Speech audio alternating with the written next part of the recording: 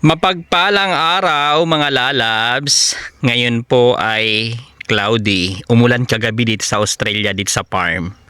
So kung kayo po ay bago pa lamang na nanonood na aking video, na aking vlog, lalabs, bago nyo po ituloy-tuloy panoorin ito, papalo naman po ako ng aking FB and pasubscribe na din po ng video na ito kung saan kayo nanonood. So andito na nga tayo.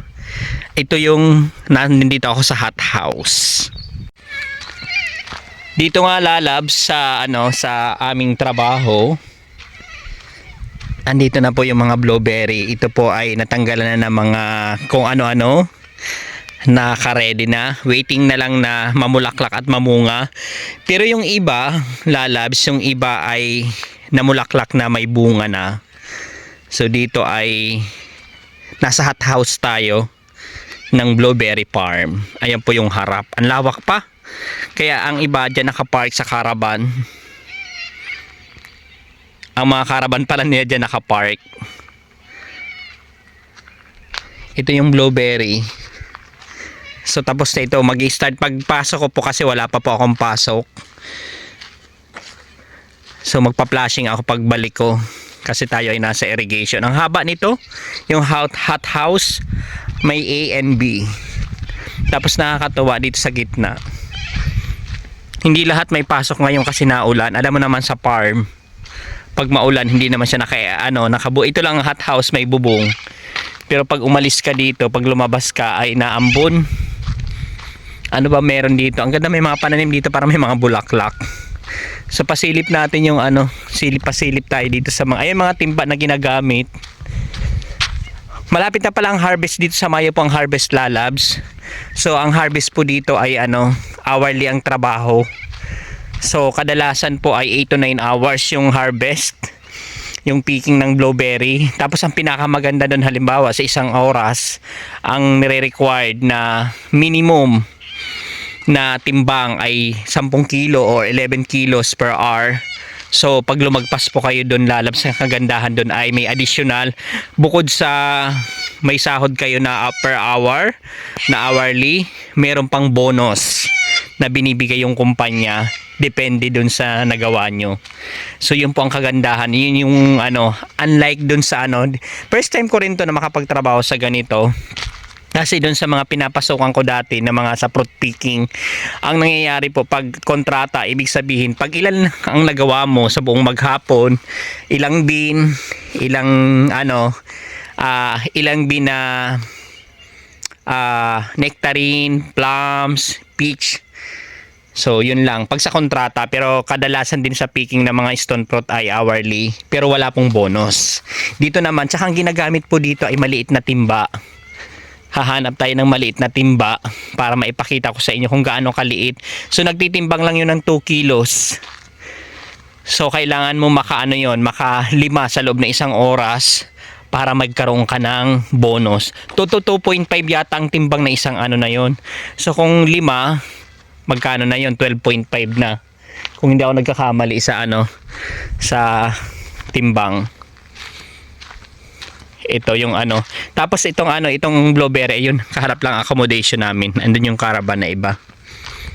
Maghahanap tayo ng timba para maipakita ko sa inyo kung gaano kaliit yung timba na ginagawa sa pag-pick ng blueberry dito sa Australia. Ayan, shout out everyone kay Ma'am Regidor na nanonood dyan sa Europe. Shout out po sa inyo.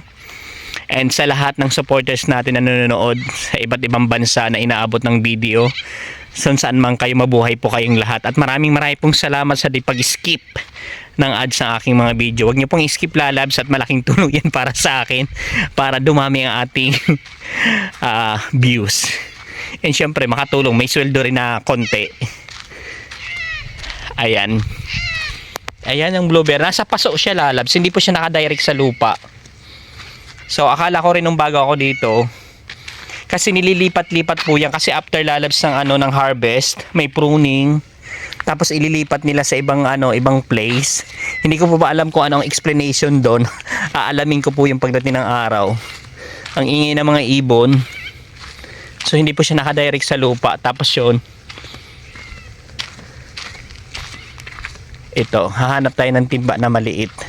Tapos dito rin pala ako lalabs pag may mga bote habang nag-iikot po ako sa irrigation. Iniipon ko yan. Tapos binibenta natin of course. Kasi pera din yan. Hindi lang tayo sumasahod, extra income, and nakakatulong din tayo sa surroundings, and matanggal din ang kalat ng ano. Instead na magbabayad pa ang company para magtanggal ng mga basura sa farm, ng mga kalat, ng mga bote, ay tayo nang kumukuha. Tapos pag nakapag-ipon tayo, ibinibenta natin yun doon sa mga bintahan. Ito mga bagong tanim, hindi po ito sabay-sabay nagbubunga ha. Kasi depende kung alin po ang unang na-proning. Habang nagpo-proning, nagtatanim, at meron pa po doon sa kabila na Birdnet 8 and 9. Meron pa po doon. So tingnan niyo po ang lawak pa. So ibig sabihin, iilan na lang tao dito ngayon dahil nga karamihan backpackers pag natapos ang kanilang mga visa ay nauwi na sila. Hindi tayo makahanap ng ayan, ay hindi pala yun. Napakita ko sa inyo yung nandito sa sampayan may maliit na timba. So nandito ako sa accommodation. Ganito kaliit yung timba lalabs na ginagamit para sa pag-harvest ng blueberry. So ang timbang po niyan 2.5 kilos para po ay para sa blueberry. So andito tingnan nyo, cloudy at makulimlim at cloudy. So dito po ayan may court ng volleyball. Nandito rin po nakapark yung sasakyan, and nandito rin ang ating accommodation. Andyan din ang aking room. So malapit lang. Kahit wala kang sasakyan, walking distance lang, and may mga sasakyan naman ng company na pinapagamit ay yung mga bagong tanim. Tapos sa ibang part ay, at ang maganda dito lalabas ng dahil prutas, may grapes, may nectarine, may plums, may peras, may apple. Kaya kung gusto ko, since yun ang kinakain ko, doon ako nagbiblender ako ng mga prutas na yun, dito ko na lang kinukuha. Pero normally ang talaga nila dito, ang variety nila dito, ang pinipitas sa blueberry.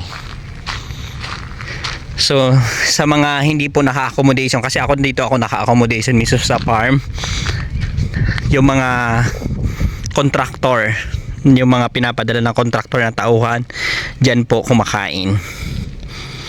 Ayan, dyan sa gym na yan. So sa mga nagbubuhat, ayan, kaharap din yan dito. Tapos andyan yung nursery, kung saan dyan po nagpapating, kung ano nang ginagawa yung proseso bago po itanim. Diyan po ginagawa, yan po yung nursery bago po itanim. Direct po dito sa sa paso na nilalagay nila. So yan lamang po lalabs, and sana po wag po kayo magsawa sa patuloy na panonood ng aking video. Mabuhay po kayong lahat, and Diyos mabalos.